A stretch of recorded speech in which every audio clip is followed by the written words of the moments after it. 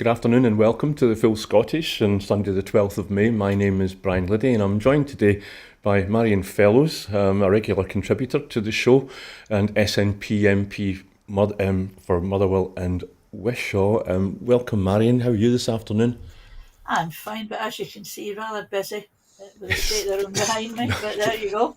Don't worry about it, yeah, more important things than stuff like Indeed. that. So, Indeed. and our second guest today is Greg McCarra. Greg, you're the Chief Executive of the Scottish Independence Foundation, and you were previously an SNP councillor for West Lothian. So, welcome. Thank you very much, Brian. Nice to be here. Yeah, it's I don't know how it is where you are, but it's a lovely day. It's almost like a high summer's day, so it kind of feels like that old acronym near Casta Clutil May is out. No longer seems to apply. But let's crack on and start with today's Ukraine update, day 809. Fierce fighting has continued for a second day on the fringes of the Kharkiv region in northeast Ukraine. Moscow said it had captured 5 villages, while Kyiv said it was pushing back against the attacks and battling for control of the territory. Russia launched the armoured incursion early on Friday in an attack that may presage a broader push into the Kharkiv region or aim to draw away overstretched Ukrainian forces in the east, where Moscow's offensive is focused. Ukraine's security service, the SBU, prevented a terrorist attack that Russia had planned to carry out in Kyiv on the 9th of May, according to Ukrainian media reports. A drone attack from Ukraine set an oil refinery on fire in the Volgograd region of southern Russia, the regional governor said on Sunday. The Ukrainian Defence Force said its 110th Separate Mechanized Brigade shot down a Russian Su-25 warplane near Avdiivka. It is the jet that provides close air support to ground troops, similar to the American A-10. Polish Prime Minister Donald Tusk has visited the border with Belarus and stressed that Poland will do more to strengthen security along its entire eastern frontier. It is also the EU external border with the autocratic state. Tusk accused Belarus, Russia's ally, of intensifying a hybrid war against the West by encouraging migrants to try to cross into the EU.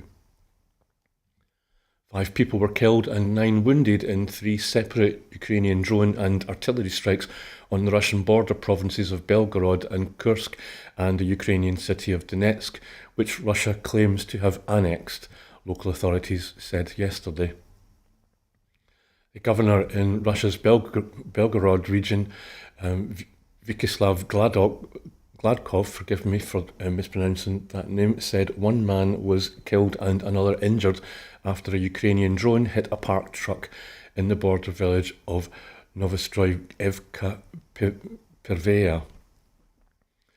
A Moscow-installed official in Ukraine's Luhansk region said the death toll in a Ukrainian missile strike that caused a large fire with major damage at a fuel depot in the town of Rovenki had risen to 4.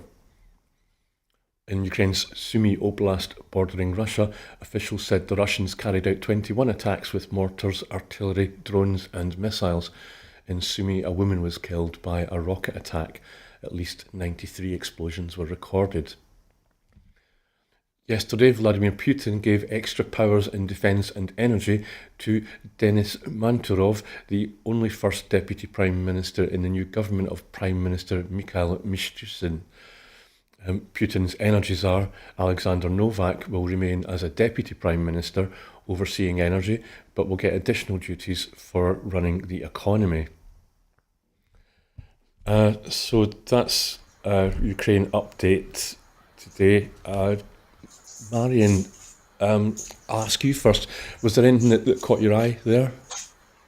No, I think it really is the fact that Ukraine has gone off the world's radar to a huge extent, and the fact that we do need to continue supporting. Now that the weather's taking a turn everywhere, I think there's much more danger of Russia moving forward, and we need to support the Ukrainians as much as we possibly can. Thank you, Marion.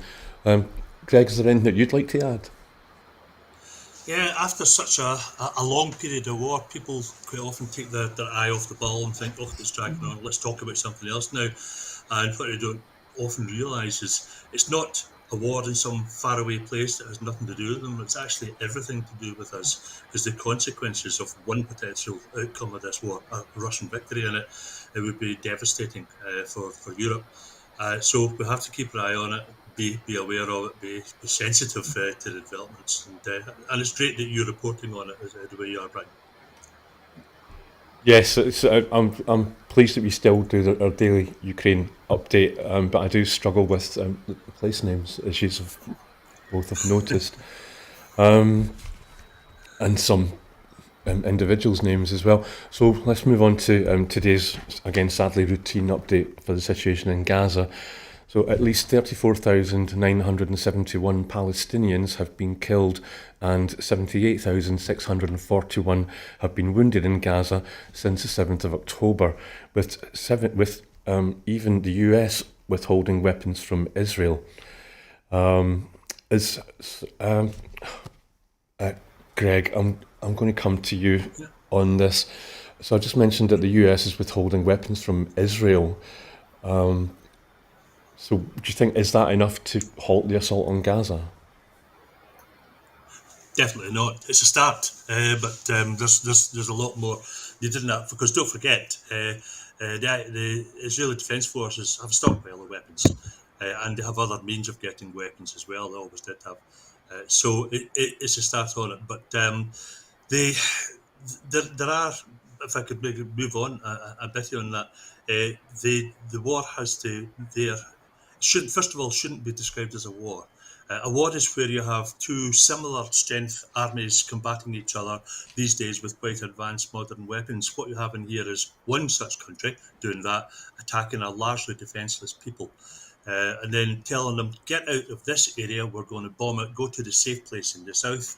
And they go to a safer place in the south, and then they say, get out of here, we're going to bomb it too.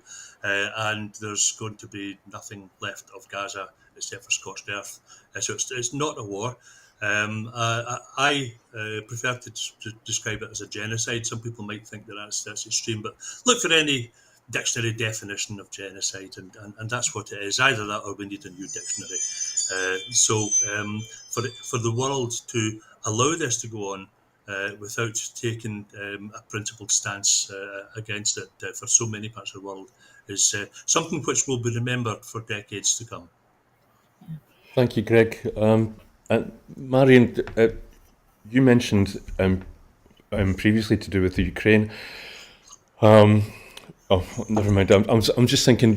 You're an MP in Westminster, and you would been in the chamber. I'm guessing when Stephen Flynn was at PMQs this week, and he talked about Gaza. When he brought up both of his questions. I'll just try and read through them really quickly. He said, as we await the imminent Israeli incursion into Rafah, where 1.2 million people are sheltering, including 600,000 children, it's been reported that the United States has paused an arms shipment to Israel. The UK will now follow suit, won't it? And his second question was, the confidence Israel shows in military ambitions in Rafah stems from the silence shown from its allies on the front benches in Westminster and elsewhere in the world. We know UK arms and tech is supporting Israel's activity in Gaza and will be used to attack Rafah. Knowing that and the devastation that will happen, surely the time has come to end our complicity and halt arms to Israel. Do you think the UK will follow Stephen's advice and halt arms to Israel? Well, there's absolutely no indication that that's going to happen after Laura Kuenssberg spoke to David Cameron this morning. It's really, really unforgivable, the stance that both major parties in Westminster have taken. There seems to be a real fear to call out Israel for what Greg referred to as genocide. It's an absolute dereliction of duty on behalf of the UK government. And it's not okay for the UK government to say, oh, we only sell a very small proportion of the arms to Israel. The amount of that doesn't matter. It's now become a moral issue. It's become it's always been a humanitarian issue. No one has forgotten the hostages. No one wants them to be forever under Hamas control. But trying to defeat Hamas by committing genocide on the rest of the Palestinian population is just not the way to move things forward. We need to show leadership. I'm not a great believer in the UK, you may have noticed, but I think it's time UK government and what's likely to be the next UK government lay it on the line and say no more. We need to find a political solution. Thank you, Marion. And I've just remembered what I was thinking of asking you earlier on. You talked about how, with the Ukraine update, Ukraine is slipping down in our sort of international. People are forgetting about it. I don't know if you've watched Eurovision last night. I didn't, but it seemed to me that when I saw the results today, that it kind of almost confirmed that is the case, that Gaza is taking up more of the headlines than Ukraine. Is it? Would you agree? I know, I like you, Brian. I didn't watch Eurovision. I haven't watched it for a number of years. I was actually at a family event last night.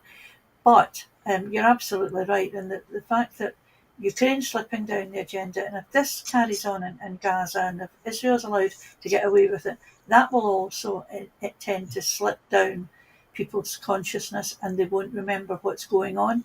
And it's up to UK government, up to Biden's made various statements on Gaza. The move in the US seems to be that they will stop giving arms. They will pull back a bit and try to get Netanyahu to the table. The problem being that Netanyahu, it's in his interest, his own personal interest, to keep this absolutely appalling genocide on the move, because it takes people in Israel's eyes off what he's been doing. Thank you, Marion. And Greg, I guess I'm guessing from your reaction that you didn't watch Eurovision last night either. There were pro-Palestinian protests outside the venue in Malmo in Sweden. Switzerland won. Croatia and Ukraine were the only countries to give Israel nil points, and they came second and third respectively.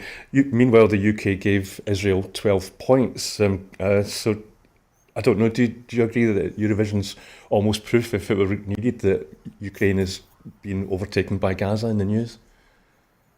Yeah, I didn't watch it last night. I used to watch the tail end of them year after year because the musical content was, approximately zero for most of it. It was the voting at the end, the international political dances that were going on there that I found absolutely enthralling, and how countries which were trying to get close to each other voted for each other and all the rest of it. It was pretty obvious. So I'm sorry, it's when they started talking about Australia being part of the Euro Vision song contest, I lost interest in it.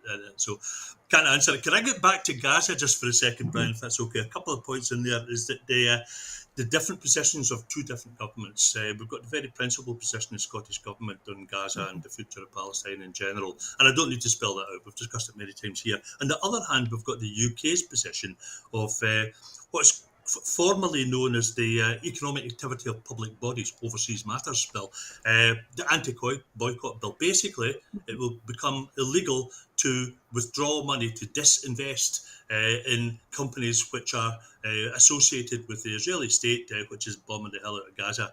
And that's scary.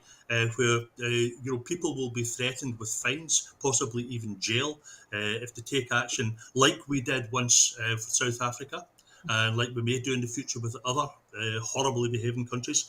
But that's a suppression of our rights through the UK government, whereas an attempted extension of international rights from the Scottish government.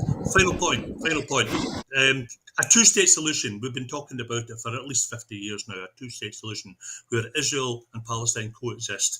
And Israel are now saying the chances of that happening are even less now than they ever were. I have an easy solution for this. If we can't have a two-state solution, then we should have a one-state solution, and that state shall be Palestine. Thank you for that, Greg. Well worthwhile to bring that up. Marion, are you okay? Shall we move on to the next item? Yes, I was just going to say, I mean, the real difficulty in all of this, there are many forces in Israel as well who are very anti what is happening in Palestine. Many people in Israel realise and recognise that the only solution is a two-state solution. And that's what all major governments, I think, should be working towards. I think the way that Netanyahu is getting away with what he's doing is absolutely awful. And even with a new incoming Labour government, more than likely in the UK, that's not going to change, because there's so much emphasis put on Israel and if you're against the state of Israel, what the state of Israel is doing, you're labelled an anti-Semite, and Labour cannot again be labelled anti-Semites in Keir Starmer's eyes. And the whole thing is not even. I don't believe that. I do not personally believe. On Monday evening, Tuesday evening last week, I hugged a Holocaust survivor. Now, that doesn't mean that I'm for Israel. It means I'm against genocide, and I'm against genocide whoever makes it happen. Yep, thank you for that, Marion. Yeah, I'm constantly surprised when I watch the news now and I see what look like Orthodox Jews protesting, for Palestine, pro-Palestinian protests. But so let's move on to the next item. So in Georgia, and that's the country in Eastern Europe, not the American state in the southern US, there have been protests growing over the government's foreign influence bill, which will silence dissent and block an EU membership path. So Georgia, thousands of protesters have marched through central Tbilisi yesterday to protest against this bill, backed by the Georgian government, and it's been likened to Russian laws silencing dissent. Protesters chanted no to the Russian law and no to the Russian dictatorship. There's a lot of talk about Russification. The EU, the US and the UN have all spoken out against the legislation. And it seems that Georgia's facing two different directions simultaneously at the same time. One side wants to go to Russia, and the other side, at the same time, politically it's facing the EU, wants to join the EU. If adopted, this new law would require that any independent non-government organisation and media organisation that receives more than 20% of its funding from abroad would have to register as an organisation pursuing the interests of a foreign power. The party called Georgian Dream has defended the bill, saying it will increase transparency over the NGOs being funded by foreign sources. Greg, can I come to you first on this, because I have a genuine question. I've been trying to understand this, that a bill in Georgia that is supposed to be making things more transparent against foreign funding of non-government organisations. I'm thinking of, like, for example, China's influence here in the UK.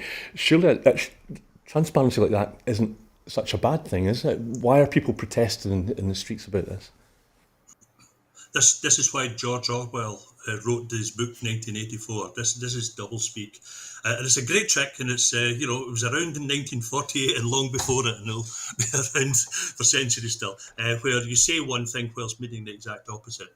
And this idea of enhancing freedom of speech and supporting democracy is actually an exact copy almost of an act passed by the Russian parliament in 2012, which purportedly was about all those words, all those lovely sounding words, and then in reality it was about suppressing opposition.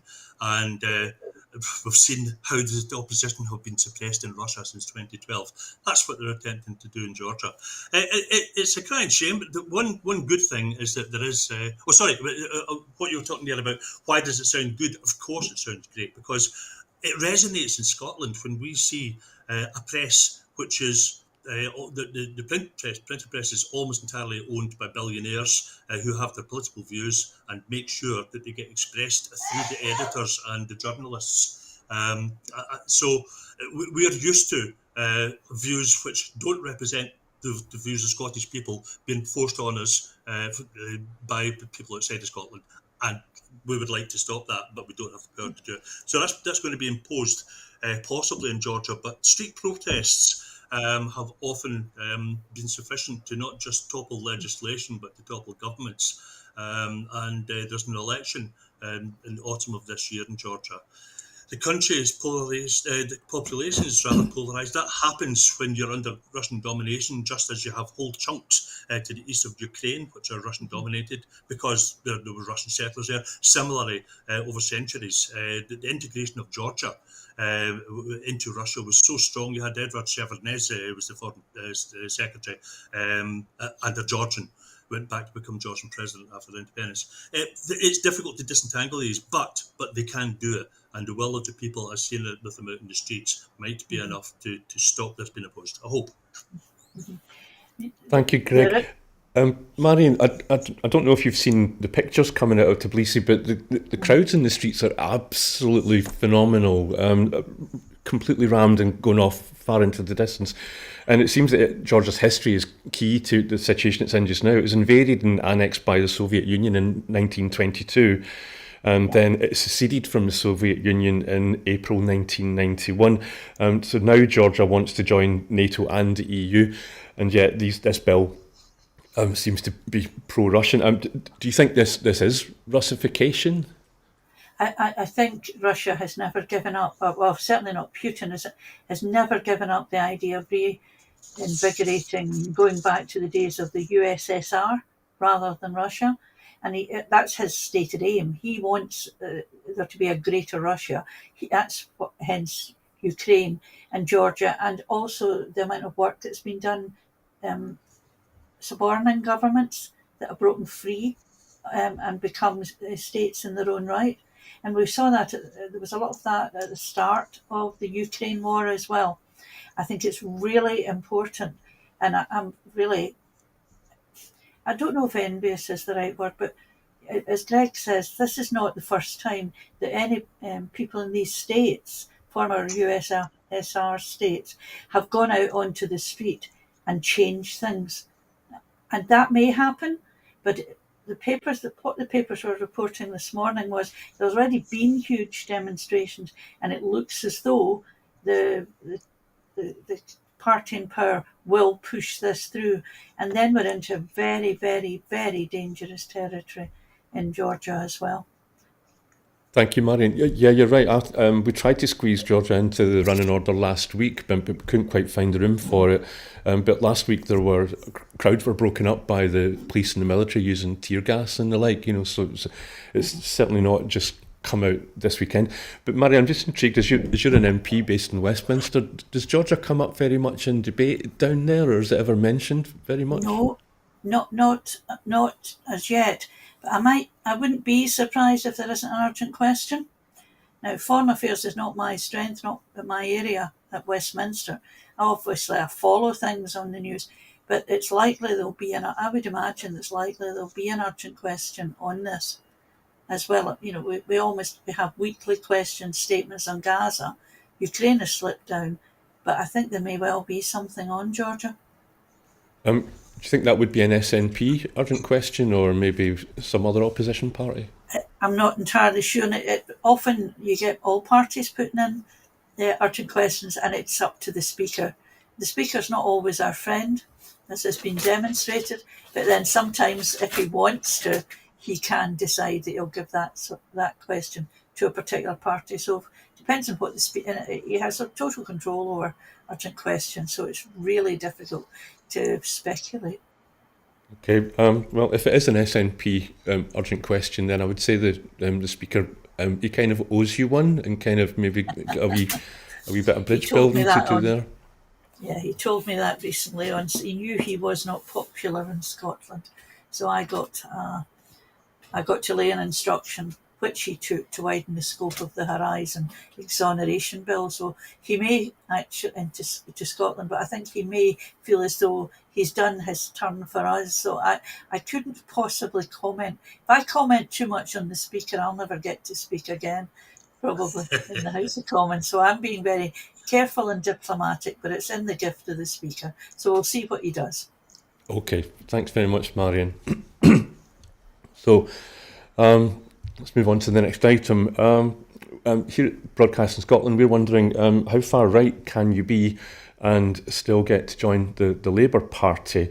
The defection of the right-wing anti-migrant Tory MP Natalie Elphicke to Labour happened this week.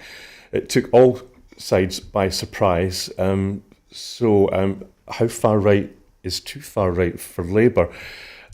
Marion, I'm going to come to you first because I'm sure you were in the chamber. Was.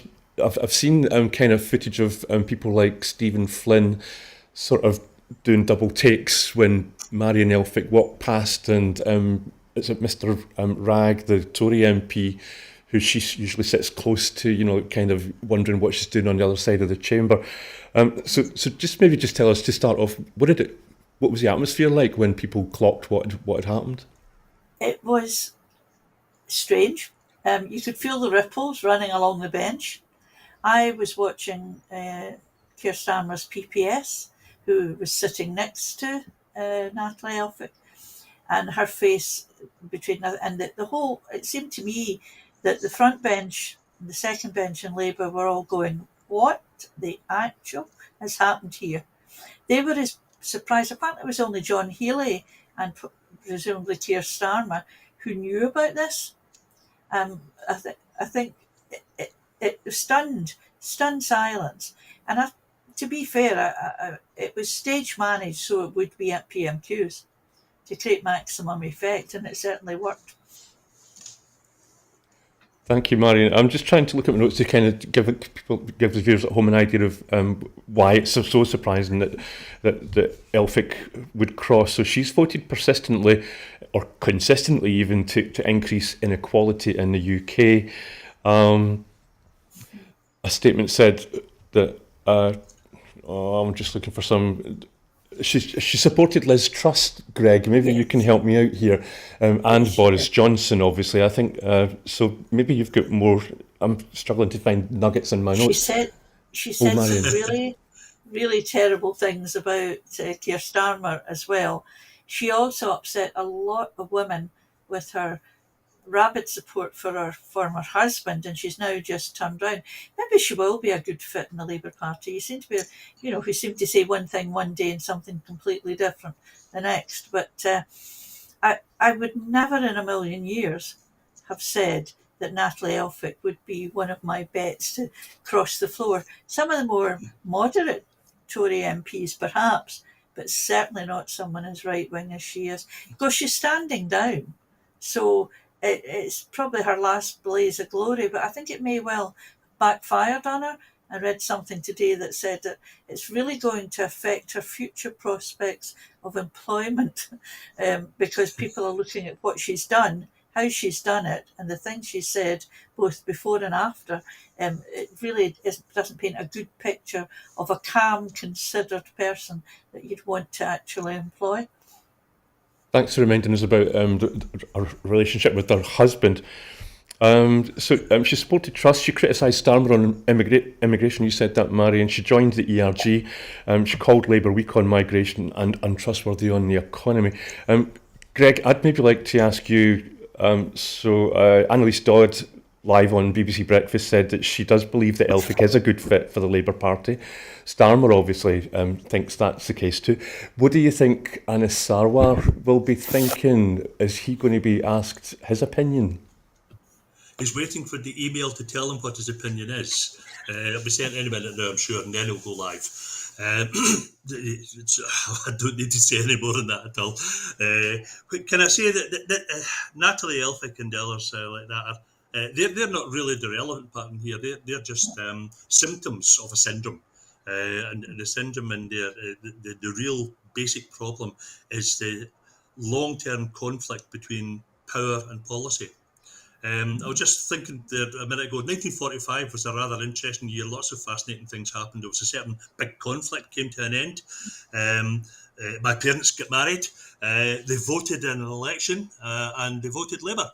But by the way, the same year, the SNP won its first ever by-election. So there were different changes taking place in politics. But what happened in 1945 was that a party got elected which cared for and represented the people of the whole of the UK. They introduced, I don't need to spell it out, you know fine well what the Labour Party actually did.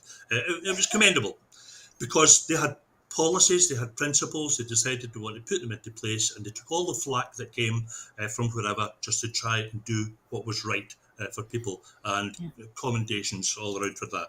That was policy. What we now have is the place where power is the important thing. Attaining power, retaining power. And whatever you have to do with your policy to attain and retain power, well, you can chuck away anything you want. Marion and I are both previously very active trade unionists. Protection of trade union rights and the rights of workers, fundamentally important to both of us. Campaigned all our lives for it. Yeah. And we see that the Labour Party has just ditched most of its serious commitments for change on that. You don't like our policy? That's okay, we've got others. You don't like our politics? We don't like your politics? That's okay. If you come and join us, that gives us more power. That's all that matters. So come and join us, everybody and anybody. And if we're a totally incoherent party where no two people and policies can line up with each other because we'll take everybody and anybody, then that's great, because at least we've got power. That's what it's about. It's sad.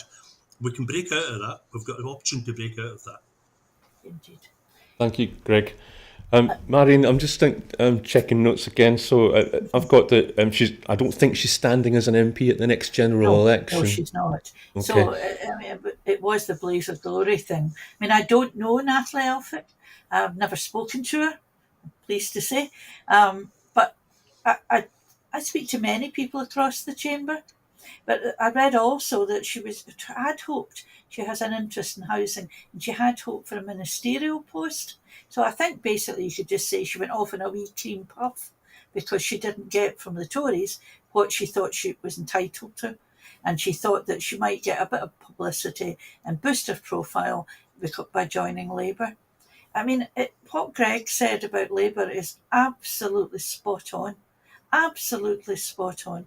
It's Keir Starmer's principal voter is a Middle England voter, and he will do everything and anything, say everything, say anything that actually gets him into power. And it's really, really sad when you look at Labour in the past, who had I didn't always agree with them, but they had principled leaders and principled front benches. Now it's a question of, how do we get into power? What can we do that will please most folk? Let's do it. And that is no way to run a country. There may well be some delusional folk left who think that they're just saying that just now, and once they get into power, they'll change. I don't for 1 minute believe that, because Keir Starmer has taken the Labour Party and turned it right round, and he thinks in a good way. I don't think so. But he hasn't. He's done that through sacrificing all of the policies and principles that even Gordon Brown believed in. And Gordon Brown, I think, is also very quiet on all of this. And I think that's for good reason.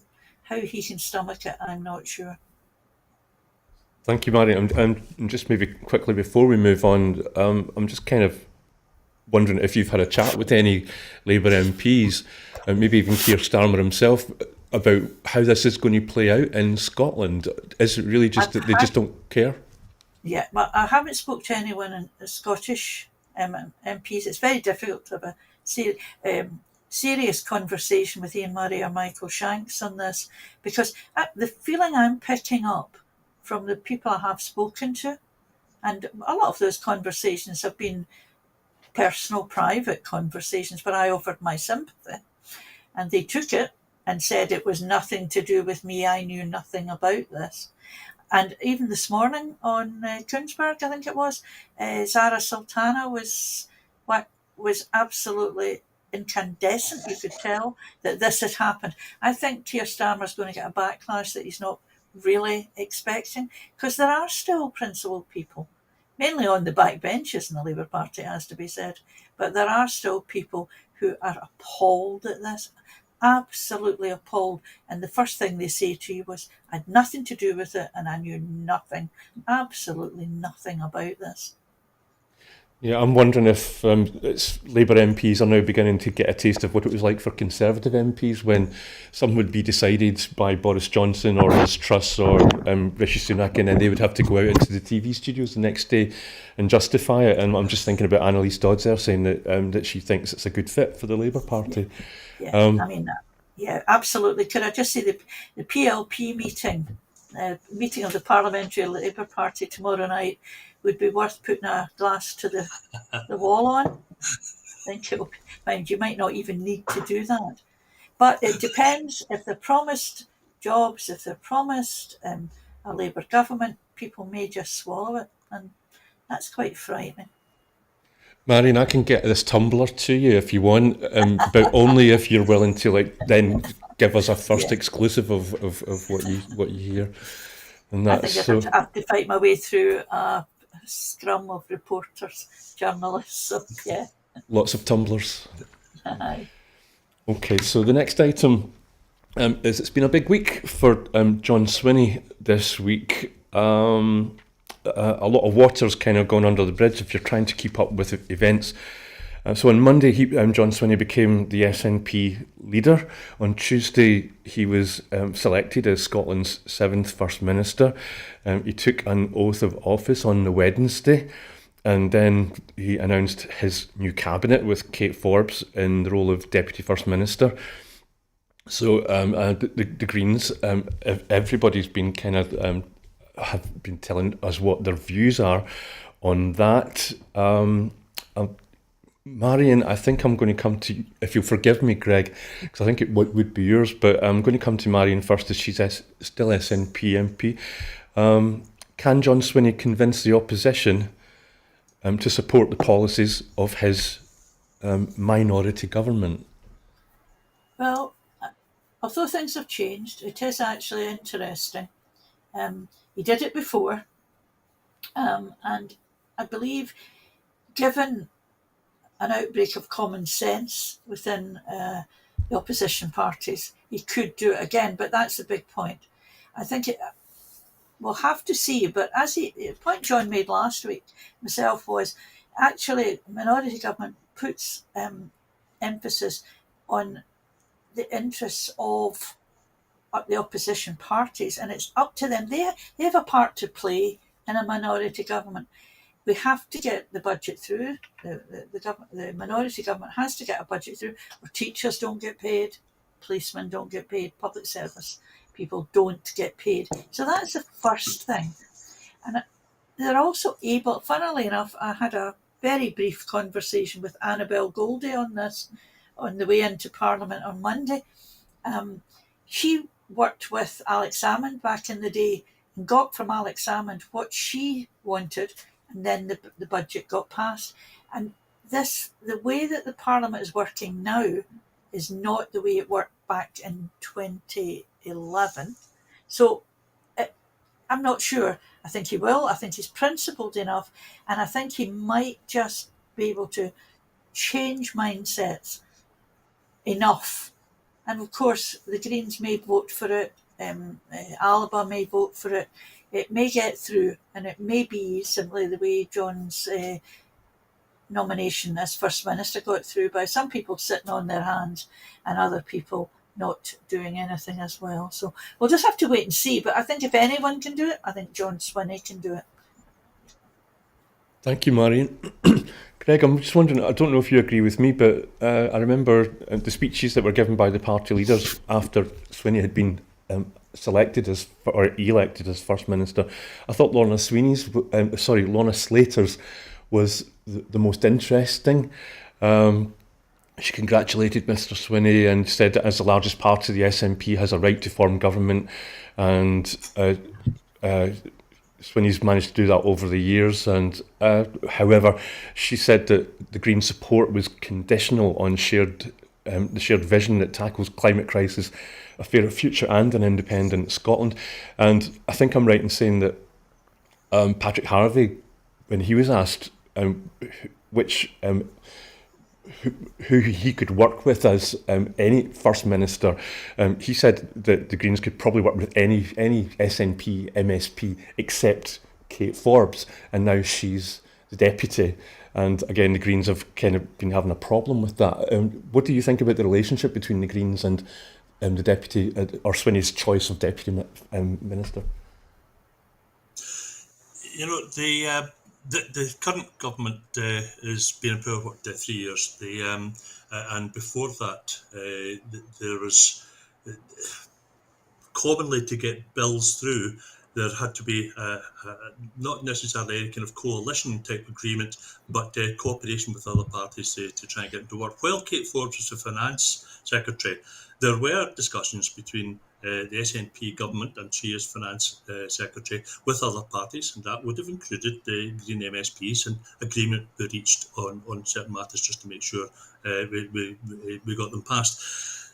I don't want to go into the depths of the situation regarding Kate Forbes, but let's just say that I think possibly people like to see a degree of unity. I've now seen the most united cabinet in government we've seen for a while, and that has its benefits to it. As far as working with the minority is concerned, well, can I start off by saying that this will be no surprise to you. What I want for Scotland is for Scotland to be a normal European country. What does that mean? Personally, I want to see us back in the EU. We can only do that if Scotland's independent. And what is a normal European country? Well, they're all independent. They're democratic. They all have proportional representation, like the Scottish Parliament does, like Westminster does not. That's not democratic. And because of PR, it's extremely rare to have an overall majority. It happened once. It was almost a fluke in 2011.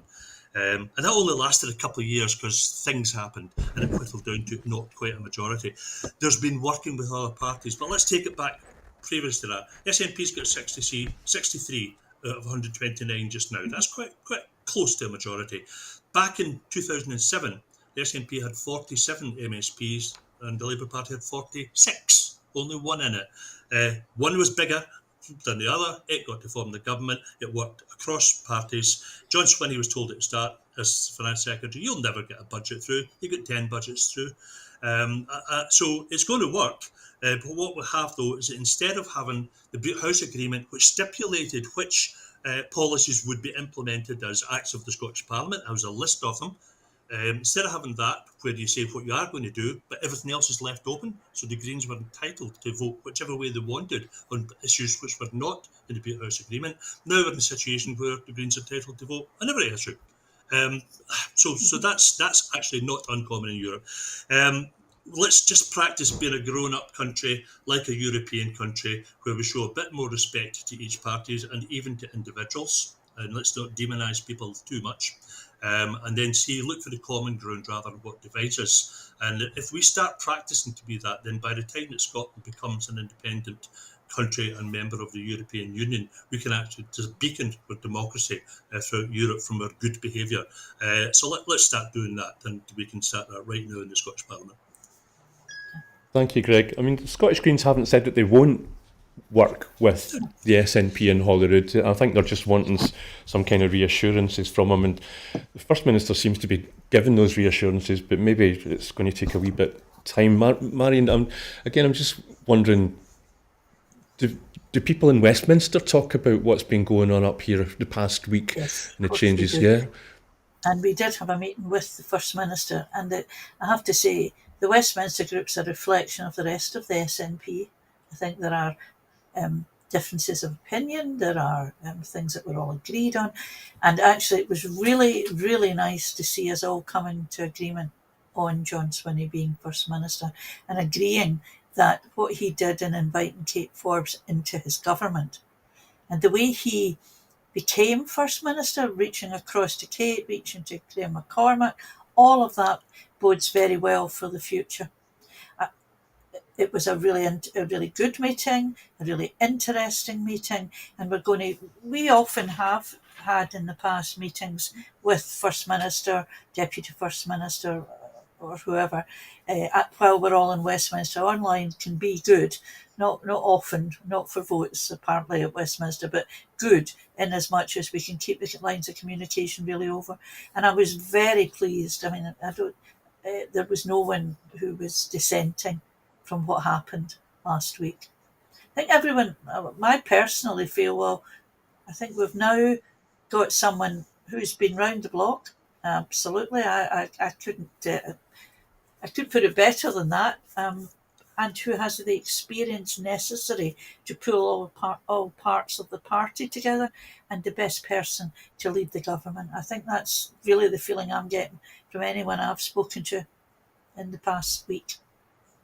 Thanks, Marion. So you'd say that the team of John Swinney and Kate Forbes in Edinburgh and Stephen Flynn and yourself in Westminster, excuse me, we frog over, is a good one?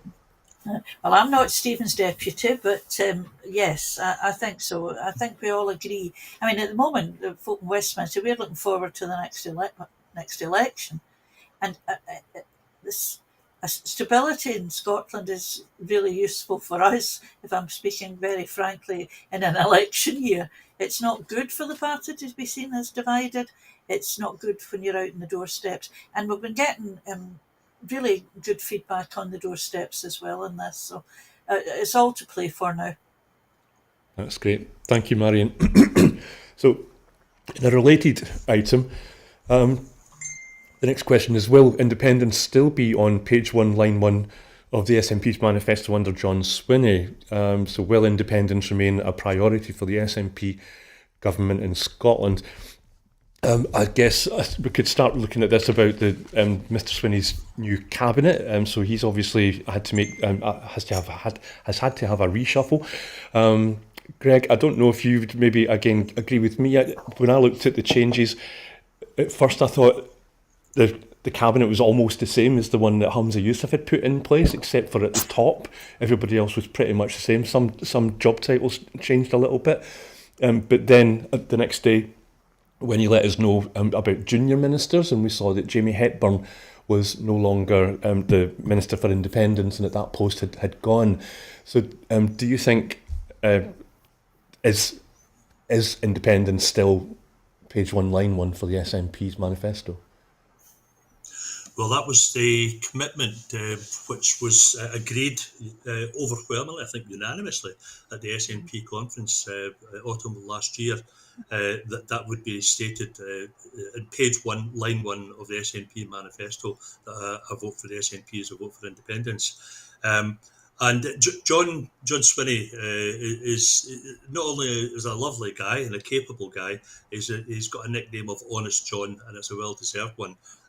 So when John says that that's going to be in the manifesto, yes, it is. That's it. Done deal. Is it a top priority? Sometimes you can.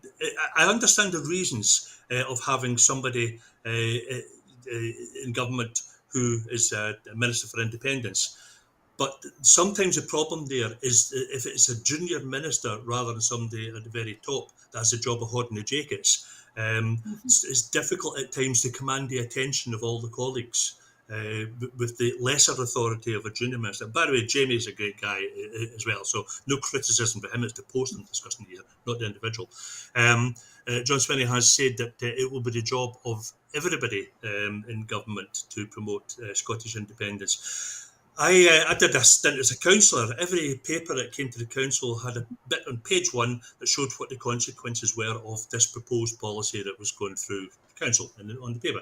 And it would have consequences for equalities, for environment, for the budget, for all sorts of subjects. Look at the consequences of it. I would like to see, as of now, in the Scottish Government, every policy that it is thinking of introducing or advancing, that it thinks in advance what are the consequences. What will the effect be of the electorate? What will the attack lines be used against us? Let's think about them and preempt them. Let's build in the preemption to them into the bill, which is going through. Let's publicise and explain in advance so that we've all seen it regularly, the misinformation, the direct attempt to mislead people, that we can, as I say again, preempt that as much as possible. And if every minister, cabinet secretary and minister is tasked with promoting Scottish independence and is obliged to think about the consequences for the campaign for independence in everything that they say and do and write, then that's a very good thing. And having a cabinet of 11 a senior position plus the junior ministers in charge of promoting independence, rather than just one junior minister charged with promoting independence. I like that. That's scaled it up quite nicely. Yeah. Thank you, Greg. And Marion, I did have a statement here from the First Minister about hope for the SNP this week under his new leadership. And as I'm sure everybody knows watching at home, Holyrood has got limited powers, and Mr. Swinney's now in a minority government. So, can the Scottish Government fix the cost of living crisis, or protect the NHS, or improve the Scottish economy if it remains part of the UK? Well, it's much more difficult for the Scottish Government to do those things because they're part of the UK. But they've shown right from the start. I mean, people forget everything that successive SNP Scottish governments have done. So we take for granted things like baby boxes, we take for granted free prescriptions, we take for granted the fact that you don't pay the bedroom tax in Scotland. It's just built in to the DNA of how people in Scotland live. There are many other things. But the real issue is, we come back to the real issue, we're still a pocket money government.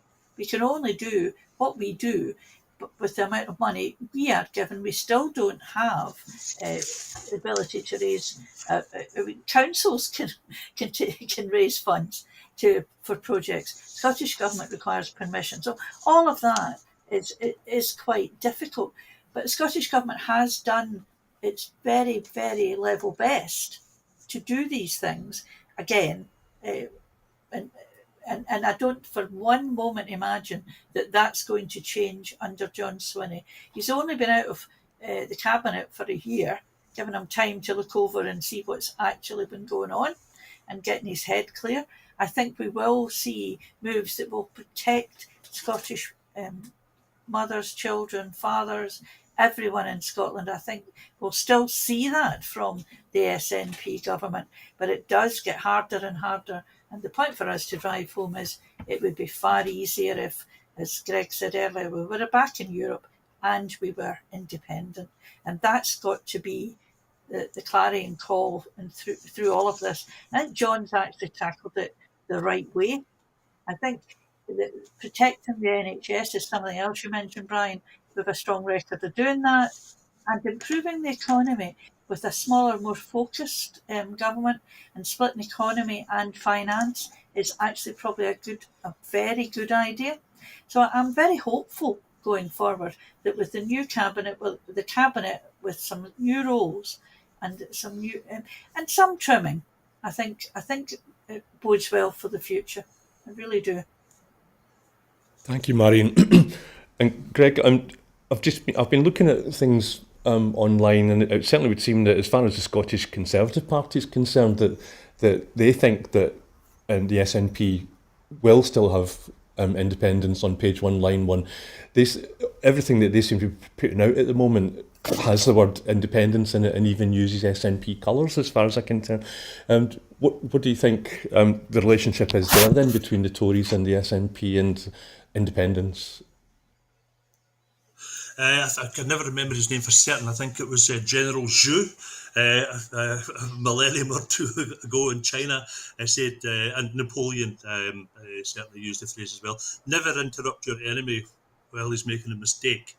And this is a wonderful mistake that the Tory party are doing, of actually just amplifying the importance of the general election this year in moving Scotland forward towards independence, and reminding people that now every member of the Scottish Government, of the Cabinet, is tasked with promoting independence. Reminding people of this, they think that it's going to shock people to tell the general public that the SNP is in favour of independence. Well, no offence, shocked by that. I think they need a different type of electric shock to waken them back to normal life. Can I say that where this might go, we've got achievements of independence, and Marion's done a great job. And by the way, take a whole programme to go into the list of them. So let's not do that too much. Let's turn it on its head. 10 years ago, in the run-up to a referendum, the guy in charge of the Yes Scotland campaign, Blair Jenkins, made a remarkable speech. And he said, no, let's just imagine that Scotland was an independent country, and what we were having was a referendum on whether or not we wanted to join up to become a united parliament within a united kingdom, and how would you vote? And it got people thinking about, all right, okay, so those with kids who had gone on to further higher education, and Marion and I have a background in that, would be paying fees. The concepts such as the baby box wouldn't start from when you're born. You wouldn't have the child payment, which now makes Scotland the greatest progress in the eradication of child poverty throughout all of Europe. Don't see it covered much. All of these things. That debate, that discussion that you had in there, had people said quite clearly in those circumstances, of course, we wouldn't vote to join the party union. Now, discussions, of course, do we leave the union and why? By the way, let's not imagine that what we have is secure. The powers that the Scottish Parliament has are being not just nibbled away at, the chunks have been bitten out of them now. The finance available to the Scottish Government has been, in real terms, massively eroded. Powers which the Parliament thought it had have now been clawed back. We've been told, wait a minute, a bit of that is a reserve power, therefore you're not allowed to do anything on it. The deposit return scheme, use it as an example, it is normal throughout Europe. And we've been told, no, Scotland can't have it until England does it. Why? There's nobody there to answer that question of why. So what's happening is powers have been used to gradually remove the powers of Scotland. It happened before. There was another devolved parliament set up in Northern Ireland in 1922, and it ticked along reasonably normally for 50 years. And then you had 26 years of direct rule. That parliament was suspended. Could it happen in Scotland? Oh, you'd say, of course not. Well, it did happen in one of the current 3 devolved parliaments. It happened for 26 years. So if you just try to maintain the powers that Scottish Parliament has, you might be lucky and be able to tick on a bit before the attacks come in again and more are taken from it. The only way to protect what you have is to build on it and strengthen it. And that's why to finalise the project of moving Scotland on to being a normal, independent European country is the only solution to protection of what we have. I hope that the decision this year, backing up what John Swinney said, that page 1, line 1 in the manifesto, a vote for the SNP is a vote for Scotland to be an independent country. I hope people pay heed to that, because that's the only way that we can secure a good future as a fair society. Thank you, Greg. Time is against us, and we've only got a couple of minutes left, but I'm going to try and squeeze in the last item, which is the 25th or the silver anniversary of Holyrood devolution in Holyrood. I'd just like to juxtapose 2 statements, one by Tony Blair. He said Scotland should be proud of 25 years of devolution this week, and then just harken back to before the independence referendum, when Joanne Lamont said Scots are not genetically programmed to make political decisions. Marion. Well, on the first one, Tony Blair thought the Scottish Parliament would be like a parish council. I think he's been disabused of that notion. And Joanne Lamont has faded into political obscurity. So I think that answers both the quotes that you've put out there, Brian. That's great, Marion. And I'd just really quickly like to, Greg, you mentioned whether Holyrood's secure, and that's exactly one of the things that I wanted to bring up, especially if young people, if you've lived all your life under a government coming from Edinburgh, regardless of the party, do you think young people realise what's at stake? I'm not sure who, I'm going to have to ask Greg. And also, do you think people realise the difference between Holyrood, the Parliament, and whoever might be in charge? So whatever you think about the SNP and how they've managed the country in the past 17 or so years, if you're not happy with it, it doesn't mean that you should get rid of the whole system of devolution. Is that right, Greg? Yeah. We're about to run out of time. Independence will be won by people understanding what's at stake in here, and you're absolutely right. Most people who support independence say it's not to get a party into power; it's to get the people into power, and then they can choose their party or parties, plural. So that's it. That's what we want to secure, and those discussions have to take place in the doorsteps, the pubs, the clubs, office. Just chat to people and explain to them. If you don't fight to retain what you've got and build on it, you will lose what you've already got, and you'll not in your lifetime will you get it back. Thank you, Greg. And Marion, I'd like to give you the last word here. I wanted to talk about, what could be improved. Linda Fabiani said that she would bring in a different PR system last week. But I don't want to... Over to you.